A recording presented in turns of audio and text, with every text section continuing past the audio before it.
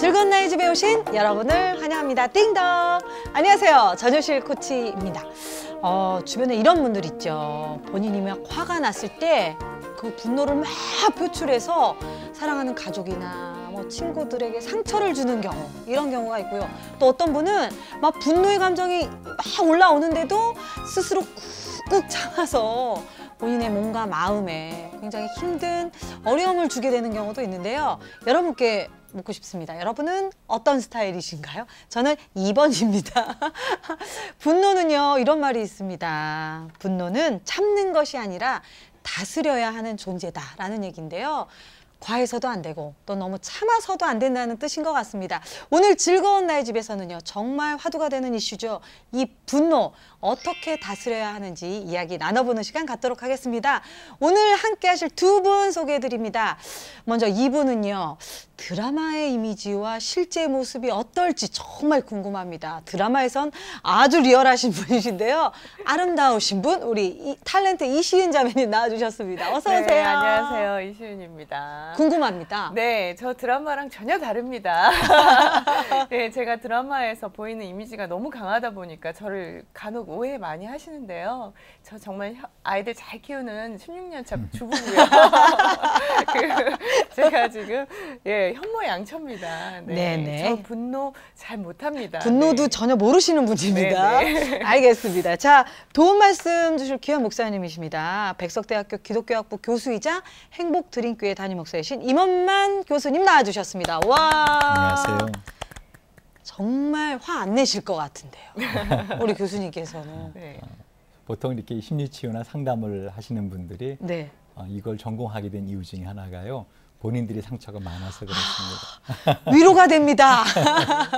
네, 분노에 대한 이야기 나눠볼 텐데요. 저도 사실 두 아이 낳고 제 감정을 조절하지 못해서 참 힘든 시간을 보냈던 기억이 있는데, 우리 이시은 자매님은 유독 그 드라마에서 정말 이 분노를 표출하는 그런 엄마, 아내 연기를 많이 하셨잖아요. 그렇죠. 어떤 경우에 그런 역할을 하셨나요? 이런 말씀 드려도 될지 모르지만 남편이 바람 폈을 때 분노. 아내들 정말 많이 분노하죠. 네. 참고 살죠.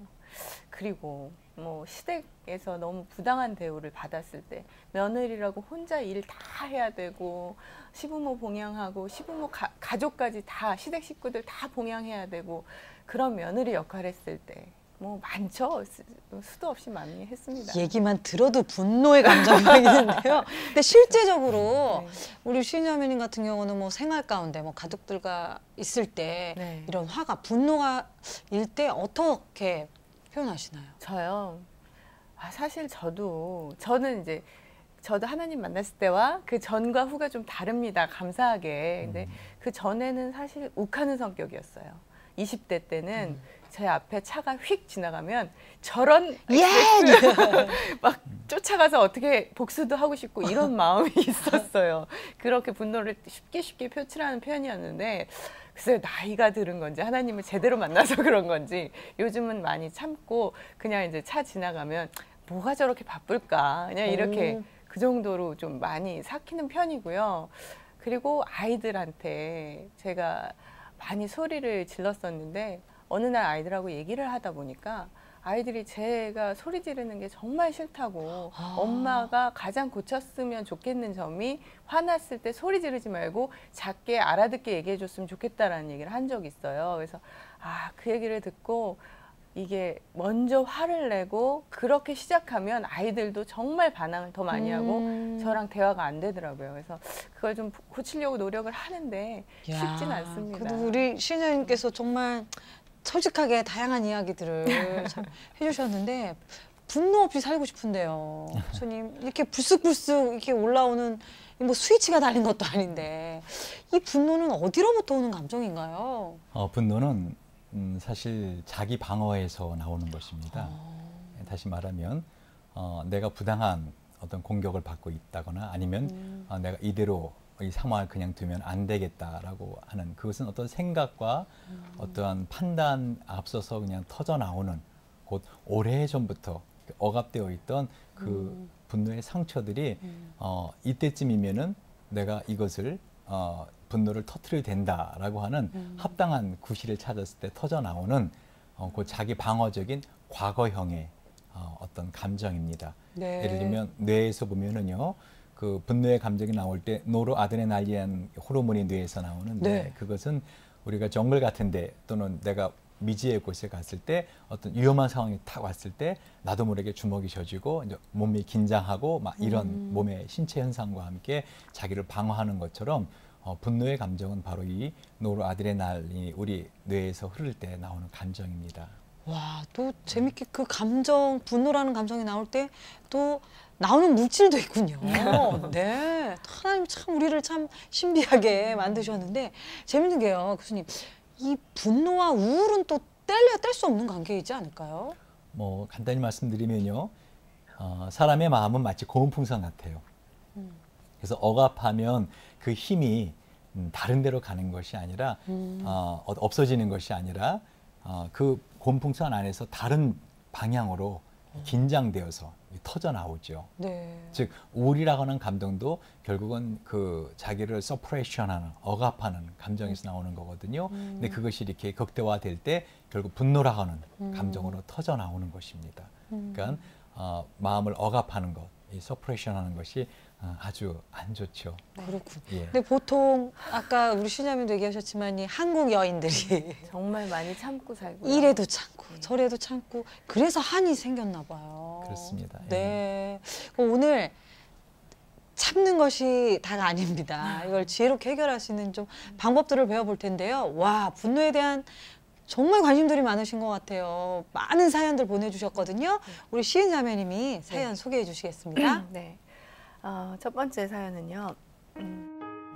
저는 회사 기획팀에서 일하는 형제입니다. 저는 저희 팀장님 때문에 너무 힘들어서 회사를 그만두고 싶을 때가 한두 번이 아닙니다. 저희 팀장님은 모든 일에 흥분을 잘하고 자신의 화를 제대로 조절하지 못하는 분인데요. 매번 분풀이를 저희 팀원들에게 합니다. 얼마 전에는 회사에서 부당한 지시를 했다는 이유로 의자를 던지고 나가버리셨대요. 그래서 저희 팀원들은 팀장님이 만들어 놓은 살벌한 분위기에 힘들어할 수밖에 없었습니다. 평소에는 좋다가도 화가 나는 일이 있으면 꼭 오버해서 분노를 표출하시니 난감할 때가 한두 번이 아닌 거죠. 처음에는 저나 팀원들이 팀장님이 화를 내실 때마다 기분 좀 풀어드리려고 옆에서 많은 노력을 했는데요. 이제는 그러고 싶지 않습니다.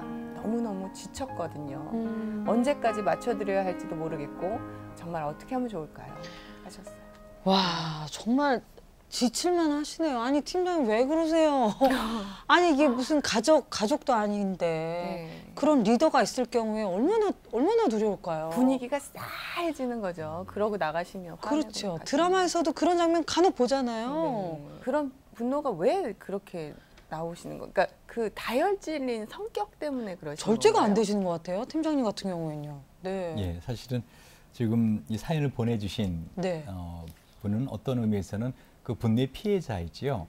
예, 그러니까 사실 치료를 받는다 그러면은 이제 그 팀장님이 이제 어떻게 하면 분노를 다스려야 되는가 하는 부분을 치료를 받아야 되는데 저는 일반적으로 도대체 분노라는 것이 무엇인가 네. 하는 걸 좀 이해하면은 다른 사람에 대한 분노에 대한 이해도 생길 것이고 또한 자기 자신의 분노에 대한 그 어떤 다스릴 수 있는 아까 참 시작하시면서 사모님이 참 좋은 말씀으로 시작을 하셨거든요. 분노는 참는 것이 아니라 다스리는 존재이다. 네. 아주 핵심적인 말씀입니다.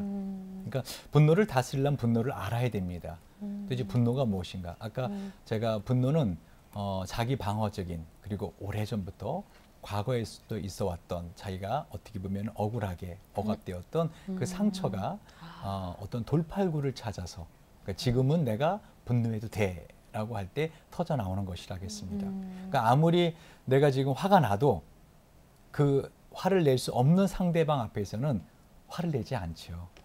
그냥 참지요. 네. 예.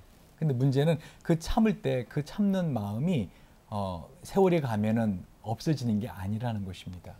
뭐 세월이 가면 약이겠지요. 세월이 약이겠지요. 그것은 그냥 유행가에 있는 그런 가사지 실질적으로 그 억압된 감정은 결국은 언젠가는 그런 비슷한 상황을 만났을 때 터져 나온다는 네. 것이죠. 문제는 이 분노라고 하는 것 자체가 나쁜 건 아닙니다. 성경에서도 그 에베소서 4장 26절 27절을 보면은요. 분을 내되 분을 품지 말라라고 네. 말씀하고 있어요. 네. 그러니까 분을 나는 것, 분이 나는 것 그 자체가 문제는 아닙니다. 왜? 내가 화가 느껴지니까 네. 분을 내는 것. 문제는 이 분을 참는 것. 그래서 그 참아진 분이 억압되었다가 마치 꾹꾹 눌러진 그 용수철이 튕겨 나오는 것처럼 네. 그 과도한 힘으로 튕겨 나오는 그 분노가 문제라는 것이죠. 근데 이 분노의 가장 큰 원인은요, 사실은 생각입니다. 우리들은 이 분노라는 감정이 생각보다 먼저라고 생각하는데요. 네. 사실은 생각을 하고 있기 때문에 분노가 내 안에 억압이 되는 겁니다. 한 예로 조금 전에 그 기획팀에서 일하는 이분 네. 사연을 보내주신 분 같은 경우 이 팀장님이 그렇게 화를 낸다라고 했을 때 만약에 저분은 원래 저래 내지는 뭐 상황이 좀 그러네라고 생각을 하고 있으면은 그렇게 큰 상처가 되지 않는데 만약에 저 사람이 자기가 팀장이면 팀장이지 나를 인격적으로 무시하는 거야. 또 나라는 사람은 한마디로 완전히 사람으로 보지도 않는 거지. 우리는 뭐야? 자기가 사장이야? 막 이렇게 이제 생각을 하다 보면은 그 의자를 확 이렇게 밀치고 나가는 그 분노의 모습은 자신에게 엄청난 상처로서 억압이 될 수 있다는 것입니다. 네. 그러니까 분노의 정체를 좀 알았으면 좋겠습니다. 오늘 저희가 이쪽 분노에 관해서 같이 이야기를 할 텐데요. 사실 조금 전에 사연 보내주신 분도 치료를 받는다면 그 팀장이 받아야 되지요. 네. 하지만 그 팀장이 그렇게 화를 낼 때 나는 어떤 생각을 갖고 있는가. 좀 그거를 이해하고 또는 그 상황에 대해서 내가 상처를 받지 않아야 되는데 만약에 그렇지 않을 경우는 심각하죠. 그 이 팀원들도 또 그러니까 참아서 나중에 또 다른 분노로 또 표출이 되겠네요. 그렇죠. 그렇죠. 오. 예, 그래서 사실 분노는 그런 의미에서 이게 전이 된다라고 합니다. 그러니까 이런 분노의 성격을 알았을 때 지금 사연 보내주신 분도 그것이 자신에게 상처가 되지 않도록 좀 그 상황을 자기 자신에게 좀 이해를 시켜야 되지 않겠는가. 한 예로 이걸 아주 잘하신 분이 있어요. 네. 성경에 보면은요, 그 시편 42편을 쓴 시편 기자가 내 영혼아, 네가 어찌하여 내 속에서 낭망하며 두려워하는고. 라고 그 시편 기자는 자기 자신이 어떤 상황에 맞닥뜨렸을 때 아까 의자를 집어 던지고 나가는 팀장을 볼 때 두려움도 생길 수 있고 네. 또는 어떤 자신 안에 어떤 분노도 생길 수 있는데 그거를 시편 기자처럼 객관화시키라는 것이죠. 내 영혼아 네가 어찌하여 두려워하며 낭망하는고. 곧 얼마든지 그런 상황에 두려울 수 있고 얼마든지 그런 상황에서 화가 날 수 있지만은 내 안에 있는 진정한 나, 내적 자아라고도 하고요. 또는 속사람이라고도 할 수 있습니다. 내 안엔 진정한 나에 대해서 자기를 이해시키는 것이죠. 그렇게 자기의 감정과 생각을 분리해서 이렇게 하면은 그 상처는 훨씬 덜해질 수 있습니다. 네. 근데 참 교수님 말씀해 주신 것처럼 이 팀장님의 그런 분노로 힘들어하는 형제님이 사연을 주셨는데 이 사연조차도 다른 각도로 분노의 감정을 인정하되 내 자신은 정말 평정심을 가지고 객관화할 수 있는 그런 태도, 그런 능력을 좀 가지는 것이 필요하겠다라는 생각이 듭니다. 네. 혹시 네. 뭐 이렇게 이분이 자기 스스로 자아를 잘 이렇게 하시기 전에 그분한테 얘기를 솔직하게 한번 얘기해 보시는 건 우리 지금 어떠실까요? 시인자매님은 계속 팀장님한테 얘기를 하고 싶은 거예요. 자기 이분이 팀장님을 치유해드릴 수는 만약에 뭐 그렇게 할 수는 없지만 이해해드릴 수 있는 방법이 있지 않을까요? 좀 그분의 얘기하는 게 도움이 될까요? 궁금해요. 사실 직장에서는 쉬운 이야기가 아니죠. 그럼 직장에서는 그야말로 어떤 서열이 있고 이렇게 분을 냈을 때 그 분노를 받아내야 되는 것까지도 그 부하 직원의 목 아니겠습니까? 예를 들면은 팀장이 화를 내거나 또는 어떠한 일을 할 때 이거를 이렇게 하냐? 너 그렇게 하면서 네가 배우야? 라고 막 이렇게 했을 때 그 이야기를 받아내야 되는 목까지도 그게 아래 사람이 할 일이거든요. 만약에 그랬을 때 그래? 그럼 네가 그렇게 잘하면 네가 해. 라고 하면 화 안 쌓이거든요. 그러니까 사장이 만약 이거 일이라고 해? 이걸 다시 해. 했을 때 그래? 그럼 네가 해. 너가 그럼 네가 해. 사장이면. 그렇게 하면 화 안 쌓입니다. 하지만 직장에서는 그럴 수 없잖아요. 네. 좀 절대 못하죠. 당신이 못하죠. 그렇죠. 그렇기 때문에 그렇게 말한다는 게 쉽지 않습니다. 그렇죠. 그러나 그 분을 위해서 또한 나 자신을 위해서도 어떻게 말하냐에 따라서 이런 내용은 사실 그 부분에 대해서 말을 하는 건데 어떤 자세로 겸손하게 어떻게 말하냐에 따라서 참 좋은 치유 방법이 될 수 있습니다. 그렇겠네요. 특히 이 분노에 대해서 가정에서는요. 네. 많은 부부들이 이 분노에 대해서 그냥 속으로는 실상 두려운데 그걸 말하지 않고 있기 때문에 분노의 도가 좀 더 높아지는 걸 보게 됩니다. 허용하는 거죠. 그렇죠. 네. 예를 들면 남편이 화가 나서 막 분노의 모습을 표현하면 사실 속으로는 두려워요. 저 사람이 또 혹시 뭘 부수진 않을까? 어떻게 하진 않을까? 근데 그것을 표현하면 좋거든요. 여보, 난 당신이 화를 내면 두려워요. 라는 말을 하면 그 분노는 확 가라앉습니다. 왜? 분노를 하는 많은 이유 중에 하나가 내가 이 정도 화를 내서는 안 돼. 내가 좀 더 화를 내야 이 사람이 이걸 고쳐. 또는 내가 지금 내 정당한 걸 주장할 수 있어. 하고는 화의 그 분노의 도수를 높이고 있는 중이거든. 속으로 자신도 모르게. 근데 그거를 상대방이 당신을 화내면 난 무서워요.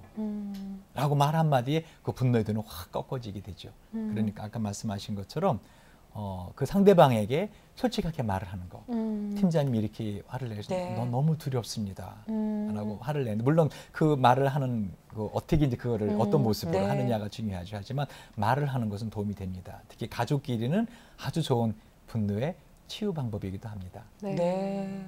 때로는 정말 좀 공손하게, 태도는 공손하게 하되 그 문제에 대해서 정직하게 좀 표현하는 것도 필요하겠다라는 생각이 듭니다. 자, 이렇게 우리가 분노에 대해서 이야기하고 있는데 우리 삶 가운데 분노 때문에 아파하고 좌절하고 참 또 격려해야 될 사람들이 많은 것 같습니다. 다음 사연 또 이어가겠습니다. 신자매님. 지금 한참 얘기 많이 해주셨는데요. 여기는 또 가정 문제 때문에. 네. 예. 저희 집 남편은 밖에서는 한없이 매너 넘치는 남자인데요. 저는 결혼하고 나서야 그게 모두 가식인 걸 알았습니다. 신혼 시절이 좀 지나더니 자기 마음에 안 드는 일이 있으면 바로 폭풍화를 내는 겁니다. 한 번은 제가 시간을 안 지켰다고 엄청 소리를 지르며 자기 말만 하는데 너무 어이가 없고 서럽더라고요. 자기가 편한 가족들에게는 별일도 아닌 일에 크게 화를 내는데 이상하게도 밖에서는 그렇게 매너남입니다. 그래서 제가 이런 이야기를 하면 모두들 이해가 가지 않는다고 하니 저만 답답한 거지요. 이 남자를 어떻게 고쳐놓죠? 근데 진짜 궁금하네요. 네. 아니 밖에선 그렇게 매너남인데 왜 얄미워. 이런 분들이 있어요. 근데 나 아내는 얼마나 황당하겠어요. 저희 아버님이 사실 저희 시아버지 말고 저희 친정 아빠가 사실은 초등학교 선생님이셨어요. 네. 초등학교 선생님이신데 사실은 저희가 딸만 둘이고 네. 굉장히 권위적이셨어요. 예전에 제가 말씀드렸지만 TV도 못 보게 하시고 9시 되면 불을 끄셨습니다. 잘하고. 예, 그냥 바로. 그리고 뭐 아침에 일찍 일어나서 청소시키시고 딸들은 이런 거 해야 된다 그러시고 그렇게 엄하신 분이 학교에서 아이들한테는 너무 잘 사가지고 동네 나가면 동네 꼬마들이 줄줄줄줄 얼마나 인기가 많으셨는지요. 동네 나가서 같이 배구해 주시고 놀아주시고 그렇게 하시는 분이 집에만 딱 오면 저희한테는 엄격하셨어요. 네. 참 궁금한데요. 네. 이런 분들은 어떻게 치유가 되나요? 아니면 또 다른 모습인가요, 교수님?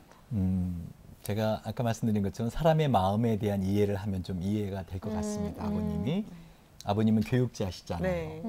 특별히 사람의 마음은 고운풍선 같아가지고 아까 말한 것처럼 바깥에서 누르면 그 눌러진 어떤 그 긴장된 감정이 어디에선간 해소가 돼야 돼요. 그러다 보니까 가정에 와서 자신도 모르게 엄격하고 까다롭고 이런 모습으로 표현될 수 있다는 것이죠.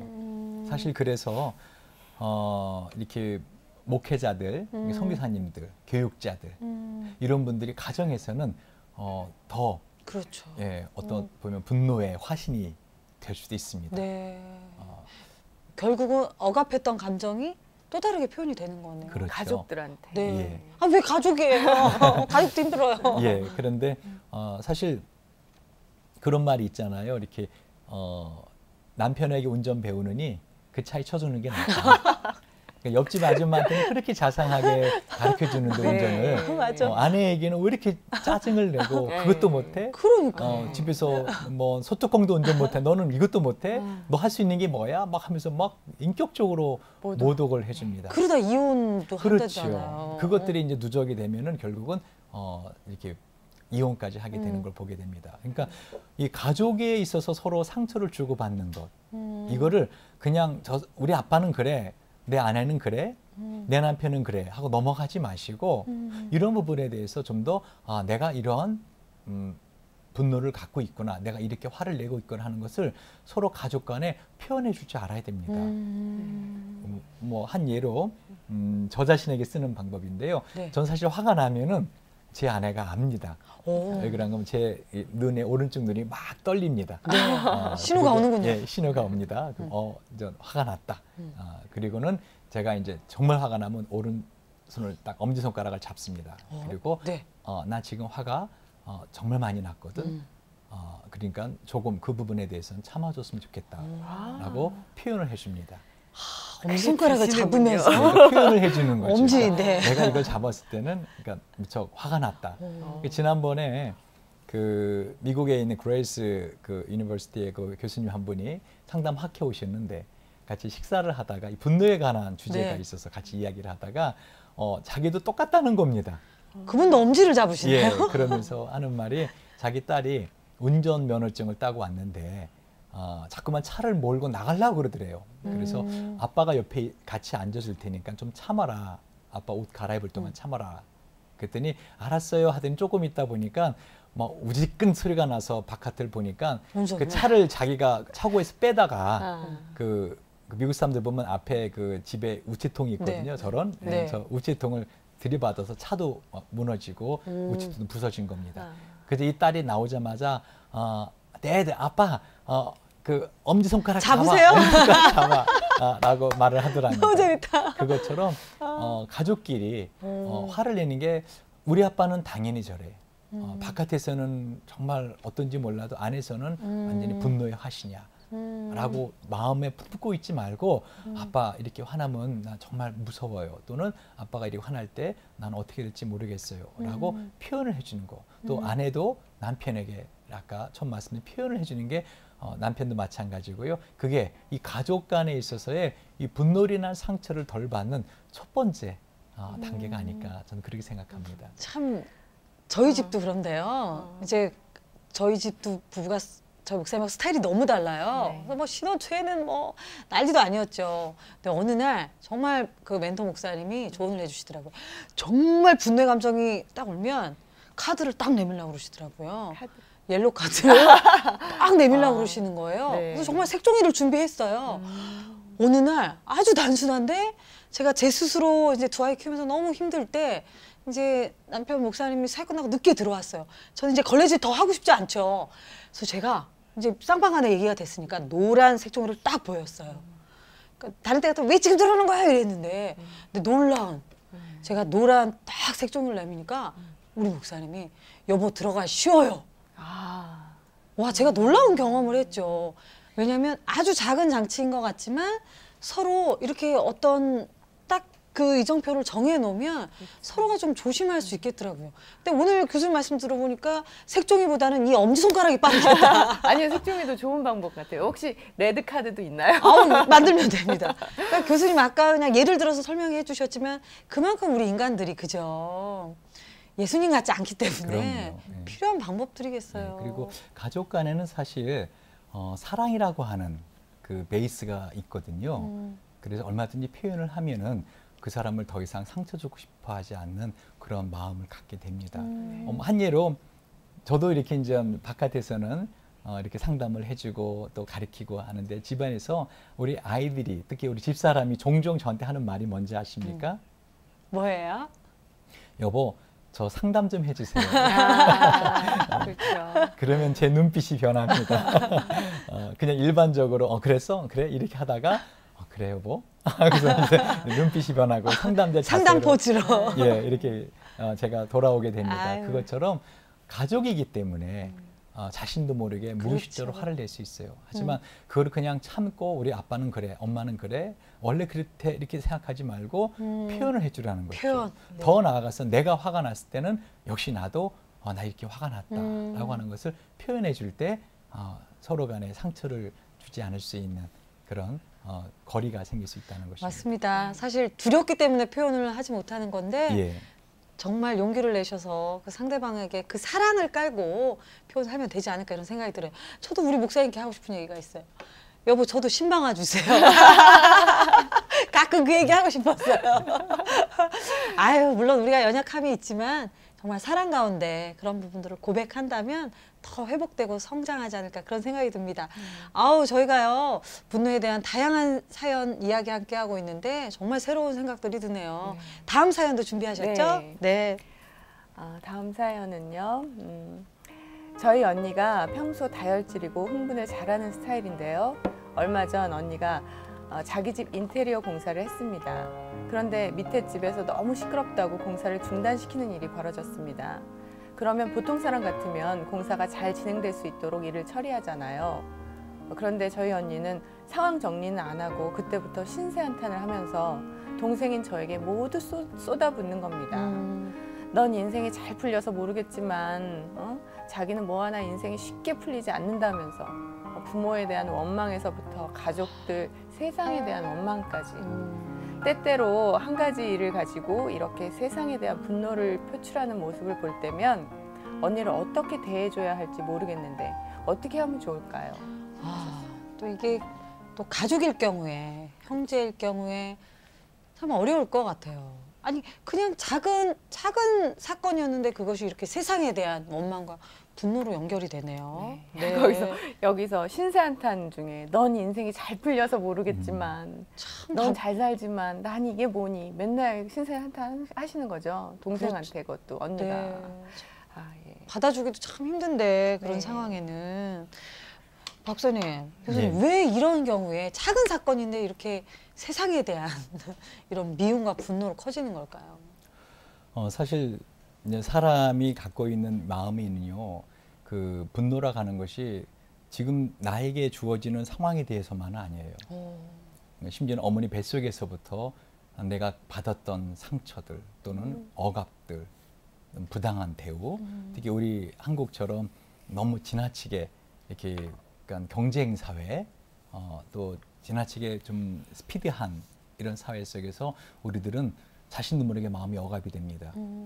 근데 문제는 이 자매님처럼 이와 같이 어릴 때부터 사실은 언니와의 관계 속에서 갖고 있는 그 갈등도 있을 수 있고 또 이 언니가 이렇게 화를 낼 때 다른 사람 앞에서 이렇게 화를 내지 않고 만약에 이 동생에게만 자기 신세 타령을 해가면서 막 은근히 모든 것을 표출한다면은 또 그 부분에 있어서 이 어떤 관계에 있는가, 어릴 때부터 어떤 두 자매가 있는가, 그거를 살펴봐야 됩니다.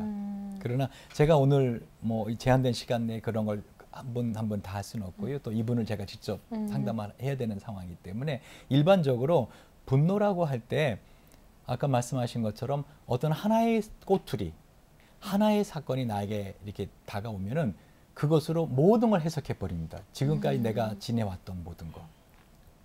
그러니까 내가 이거 말고도 뭐 인테리어 공사 이거 말고도 다른 것에서 참 인생이 잘 풀리거든요. 사실 이분도 제가 알지는 못하지만 다른 관점으로 보면. 그러나 이분은 어느 하나의 꼬투리를 가지고 특히 동생과의 관계 속에서 자기 자신이 이렇게 참 억울하다, 부당하다.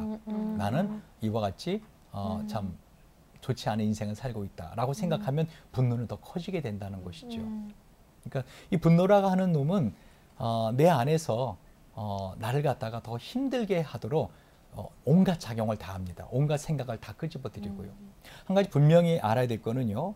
분을 내는 것이 하나님의 일을 이루지 못함이라 하는 말씀이 있는 것처럼 우리의 이 좋지 않은 감정, 이 감정은 분명히 사탄이 사용한다는 것입니다. 네. 사탄은 살아있거든요. 그럼 사탄이 지금도 살아있고 그가 하는 일이 무엇일까 한번 생각해 보세요.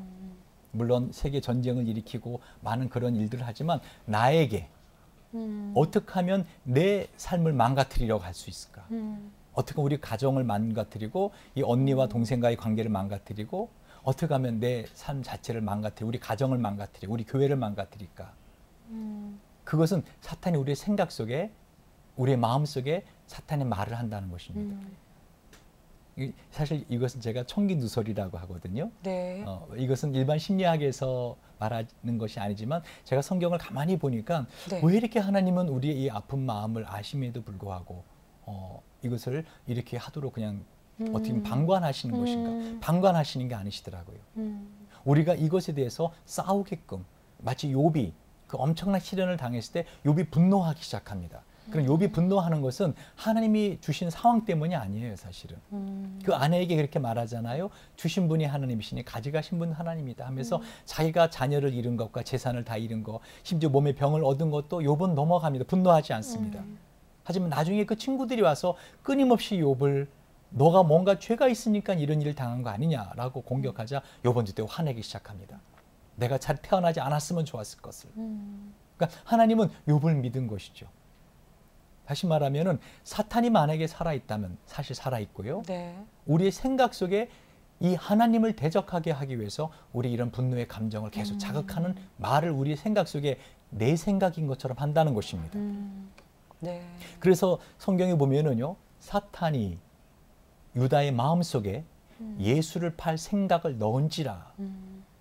그러니까 유다의 마음 속에 예수를 팔 생각을 넣은 사탄이라면 우리의 마음속에 얼마든지 아내에 대해서, 남편에 대해서, 자식에 대해서, 내 상황에 대해서 좋지 않은 생각을 넣을 수 있다는 것이죠. 네.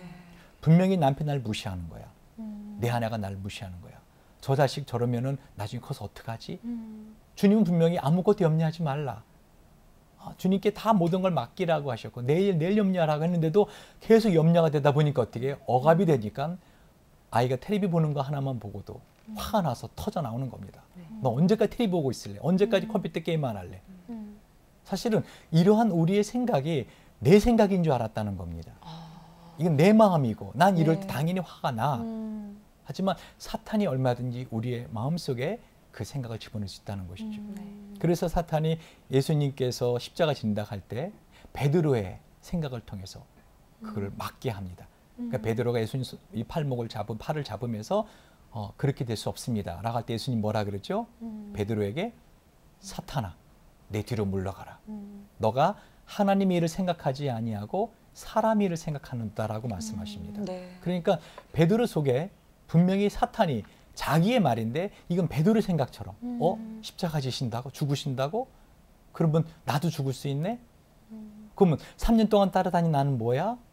라는 막 생각이 있었다는 것입니다. 이 생각이 자기 생각인지 알았는데 사실은 주님은 그 베드로로 하여금 그런 생각을 갖게 하고 그 입을 열어서 십자가를 지지 못하게 하는 베드로를 보시고 그 속에 있는 영의 실체를 보시고 사탄아 내 뒤로 물러가라 하신 걸 저는 그렇게 생각합니다.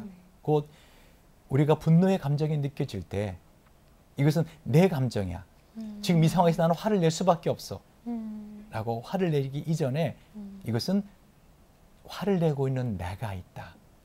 하고 자기를 객관화시킬 수 있고 아까 처음 말씀드린 것처럼 시편 기자처럼 내 영혼아 하고 자기를 좀 타자화시켜 놓을 때 이 분노의 감정은 다스려지기 시작한다는 것입니다. 네.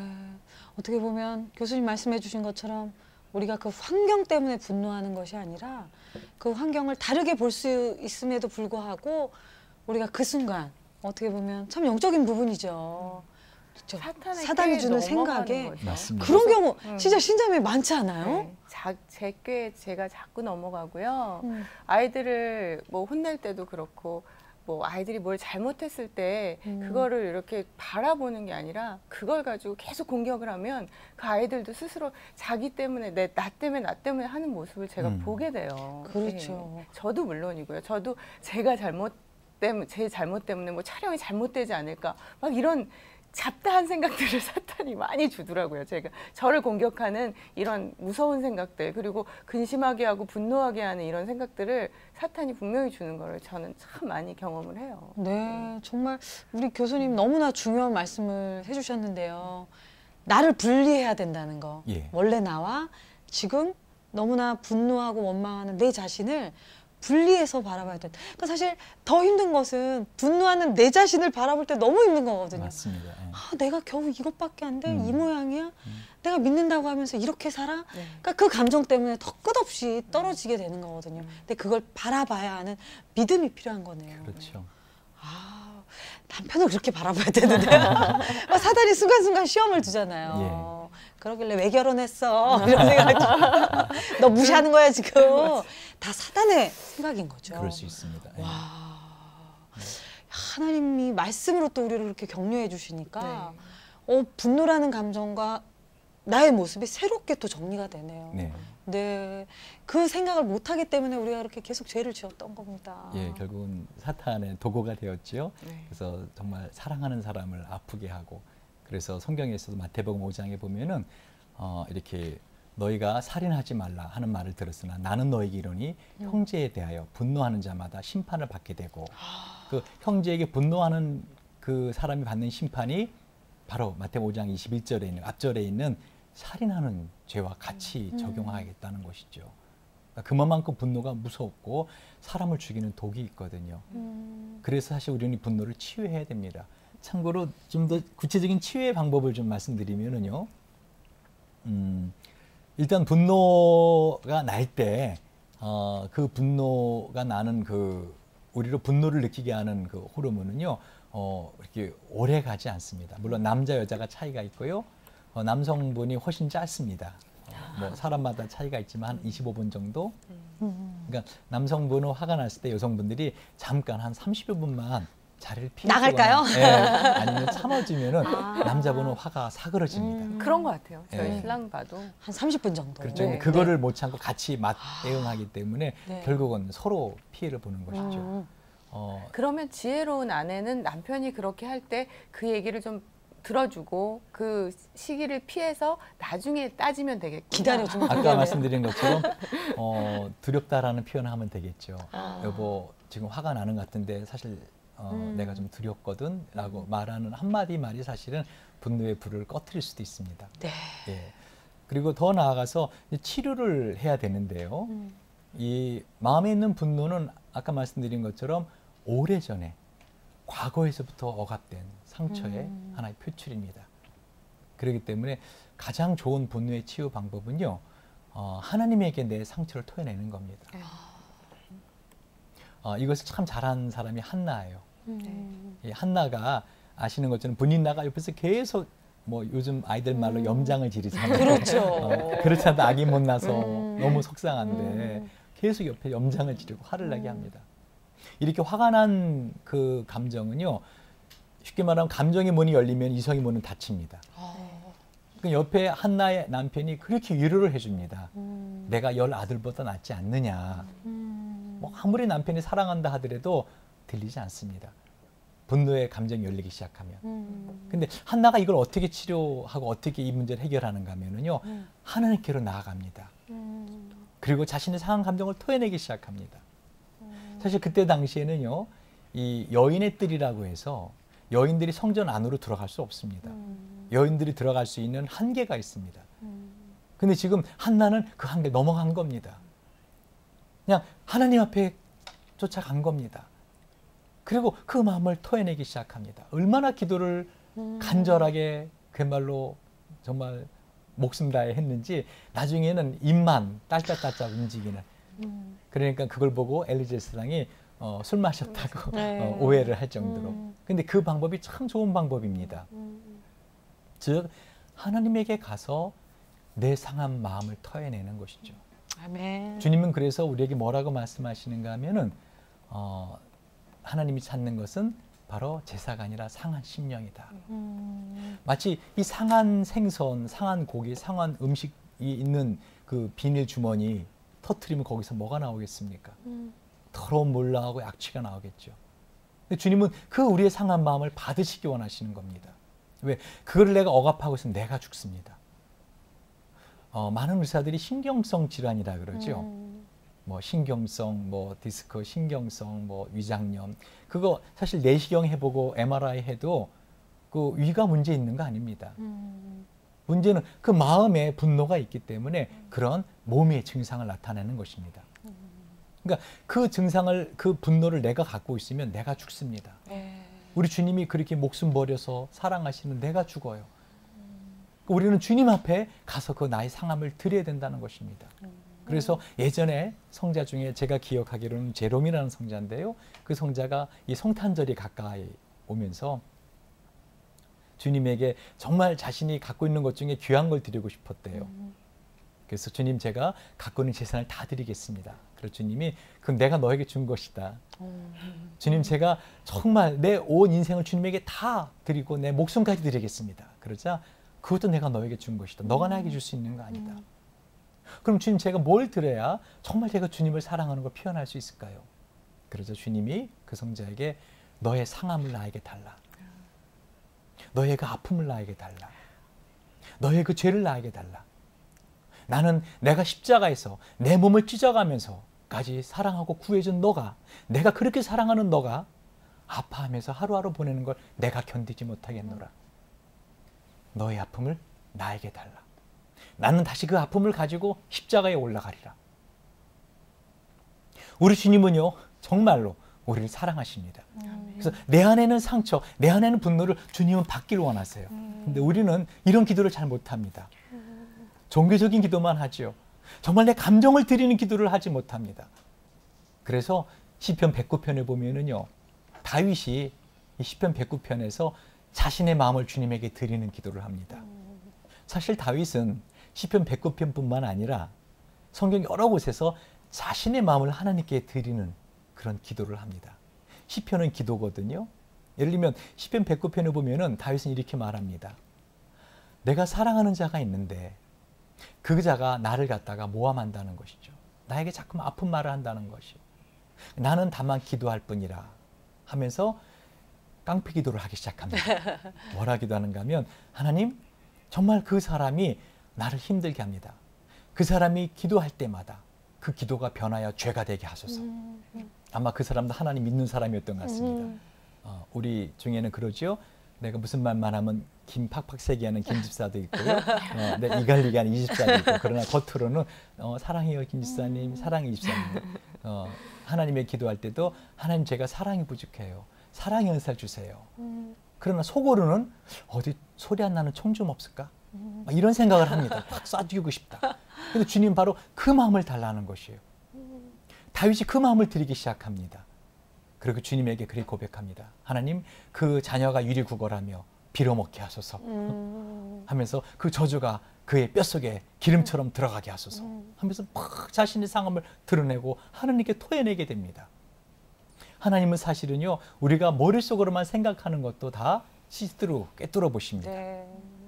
머릿속으로 막 그런 생각하면서 겉으로만 바리새인처럼 뻔질을 기도.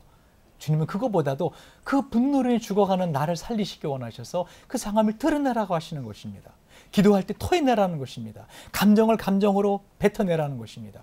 그러면 나는 살아날 수 있습니다. 그러니까 그거를 다른 사람에게 터뜨리지 말고, 만만한 사람에게 터뜨리지 말고 하나님 앞에 가서 그 상함을 터뜨릴 때 우리의 분노의 마음은 치유되기 시작하더라는 것입니다. 아멘. 그 외에도 태고적 외침이라고 하는 실제 심리치료의 기법인데요. 그냥 소리를 지르는 겁니다. 막 소리를 질러요. 머릿속으로는 생각을 합니다. 하나님, 어떻게 나한테 이렇게 아픔이 있을 수가 있어요. 정말 너무 싫어요, 이 상황이 하면서 막 감정을 터뜨려내는 겁니다.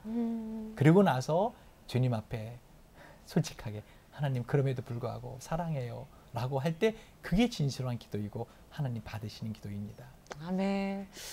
아유, 어떻게 보면 정말 우리가 그 분노에 대한, 감정에 대한 해결을 가까운 곳에 있었는데, 그분이 계셨는데 너무 다른 곳에서 시간을 허비한 것 같네요.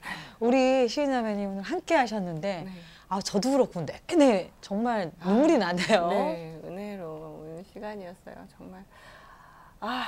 그 저희 남편에게 쌓였던 거.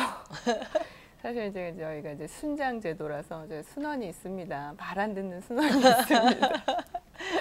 순원이 저한테 했던 모든 것들 다 하나님께 맡기고 제 힘으로 되는 게 없더라고요. 정말. 맞아. 자식도 마찬가지고 순원도 마찬가지고 남편 제 힘으로 되는 거 없습니다. 없습니다. 하나님만 붙들고 하나님께 다 토설하고 싶어요. 오늘 정말. 좋습니다. 네. 안 되면 아까 저 박사님 얘기해 주신 대로 하는 얘기를 가지고. 예, 저 좋습니다. 그걸 못 해본 것 같아요. 한번 소리 지르는. 우리 한번 용기를 자유롭게 네. 내봤으면 좋겠습니다.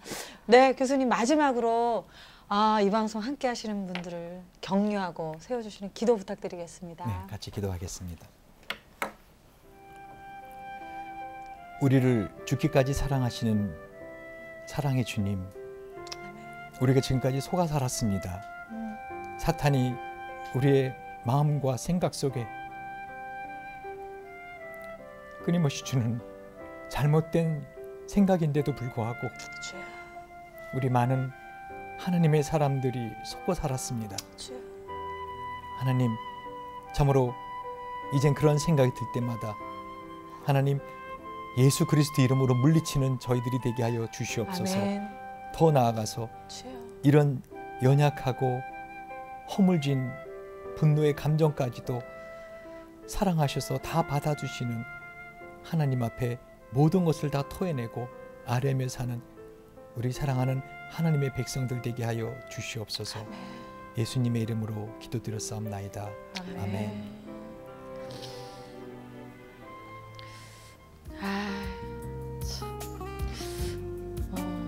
분노라는 감정 때문에 힘이 들었다면 또 분노라는 그 감정의 이름 때문에 하나님께 나아가게 되는 것 같습니다.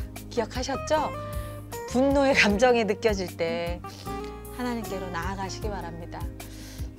그냥 우리의 모양이 아니라 그 중심, 정말 그 깊은 고백을, 정직한 고백을 듣고 싶어 하시는 그 아버지께 우리의 마음을 다 펴있으면 좋겠습니다. 그것만으로도 우리는 자유하고 회복될 수 있는 것 같아요.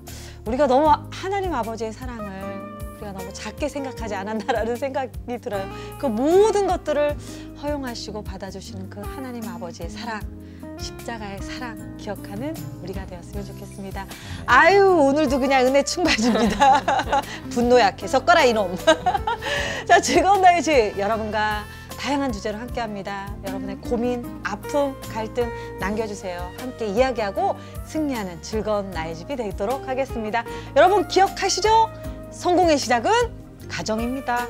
행복의 시작도 가정입니다. 감사합니다.